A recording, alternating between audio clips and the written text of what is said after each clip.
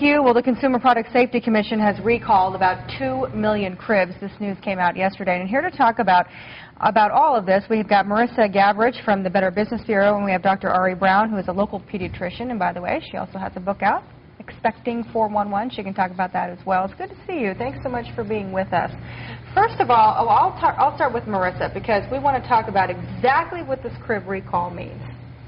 Well, there are over 2 million cribs that have been recalled this week, and these are from 7 different manufacturers. So it's important to make sure that you find out if your particular crib is covered in the recall and the details of the recall for your particular item. Okay. And pretty much all of this recall involves drop-side cribs, right?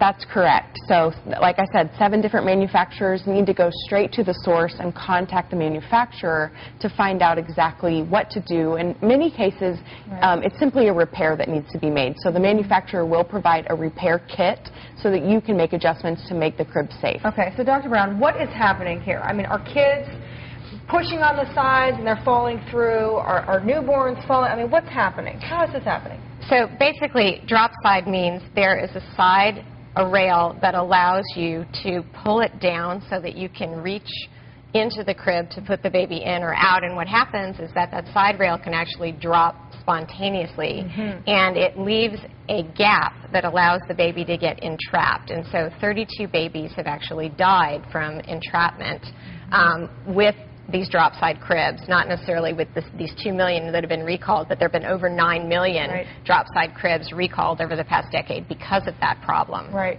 And what I thought was interesting about this recall in particular is that it covers, I mean, from low end to high end. You might have one of these cribs and think, well, I didn't pay that much for it. Maybe it was cheaply made. That's why it could be a hazard. But this recall has some of these cribs that are $400, $500, $600, and you think, okay, I've got this really well-made crib. I should be okay.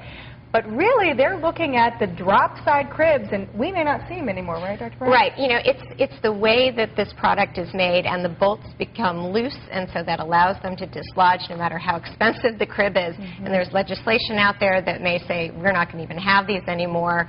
Major baby stores are not even selling drop-side cribs, but some of the specialty stores will still be selling them. So really, we don't recommend that if you're in the market, don't buy a drop-side crib. Don't get one from a resale shop, because you don't know if it's been one that's involved in a recall, and definitely don't get a hand-me-down crib, because you just don't know with all the recalls that we've had. Absolutely, and a lot of people will get on, let's say, Craigslist and think, okay, I can get a deal, but that, just like I think somebody told me, don't get a hand-me-down car seat either, because you just don't know where those things have been.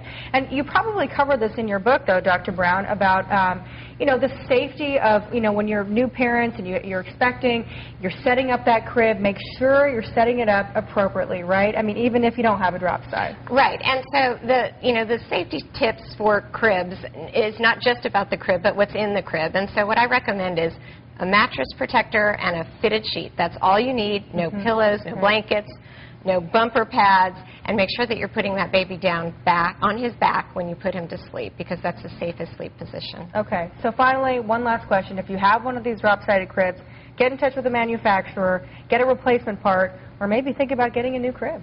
Right, that's right. And in the meantime, stop using it. If you have the option to use a porta-crib or something like that, go ahead and discontinue using the crib until you can make the adjustments and make sure that it's safe. Yeah. All right. Well, thank you very much, both, for being with us this morning. We appreciate it. Some good information for our viewers this morning.